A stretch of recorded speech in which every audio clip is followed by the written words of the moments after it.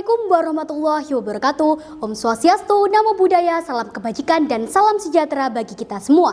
Perkenalkan, nama saya Laudia Naswanabila sebagai delegasi atau perwakilan dari SMA Negeri 1 Soko Kabupaten Mojokerto dalam ajang perlombaan debat bahasa Indonesia SMA Awards 2024. Di sini saya Laudia selaku pembicara pertama dalam tim pemerintah akan membuka sekaligus memperkenalkan mosi yang diperdebatkan hari ini. Bahwa mosi yang diperdebatkan hari ini yaitu Dewan ini percaya bahwa siswa di bawah usia 18 tahun yang sudah menunjang pendidikan tertentu harus diberi hak untuk memilih. Saya Laudia selaku tim pemerintah secara tegas, lugas dan yakin sangat mendukung penuh mosi perdebatan kali ini melalui sejumlah argumen yang akan saya paparkan dalam hitungan 3, 2, 1. Dewan juri yang terhormat, hak suara atau hak pilih adalah hak yang dimiliki oleh setiap masyarakat atau penduduk untuk menentukan suatu pilihan. Dalam masyarakat yang menganut konteks demokrasi, hak pilih ini dijadikan sebagai acuan dalam kedaulatan bangsa atau dapat dijadikan sebagai landasan untuk menentukan pemilih yang adil dan bertanggung jawab. Namun untuk berkontribusi menyuarakan hak pilih terdapat syarat atau aturan tertentu yang harus dipatuhi di dalamnya. Salah satunya yaitu syarat mengenai usia calon pemilu yang sudah ditetapkan dalam Undang-Undang Nomor 7 Tahun 2017.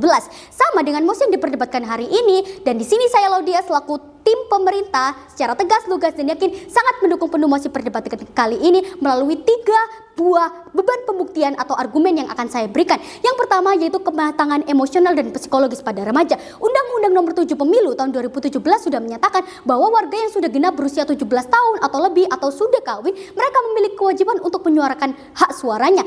Persyaratan ini diberlakukan dengan tujuan agar pemerintah dapat mengawasi partisipasi aktif masyarakat yang usianya cukup dalam menunjang suatu kematangan emosional remaja dan psikologis agar mereka nantinya dapat mengevaluasi kebijakan ataupun visi misi dari kandidat yang akan mereka pilih. Sedangkan di sini siswa di bawah usia 18 tahun, saya rasa sudah cukup untuk memiliki kemampuan psikologis dan emosional yang cukup. Bahkan ketika mereka sudah menunjang pendidikan tertentu, artinya mereka sudah paham betul mengenai konsekuensi apa yang mereka dapatkan ketika mereka sudah terjun dalam ranah politik. Usia di bawah 18 tahun bukan usia yang dapat dikatakan sebagai usia yang labil. Ketika mereka diberikan hak untuk memilih, pasti mereka akan memilih para kandidat itu berdasarkan pada pemikiran rasional mereka, bukan atas dorongan emosional. Oleh karena itu, ketika kita memberi kesempatan pada siswa di bawah 18 tahun untuk mengikuti ranah pemilu, hal itu sama dengan kita memberikan partisipasi mereka dalam ranah politik. Yang kedua yaitu mengenai pendidikan politik yang sudah disediakan oleh pemerintah dalam kurikulum. Pendidikan politik pada remaja menjadi salah satu faktor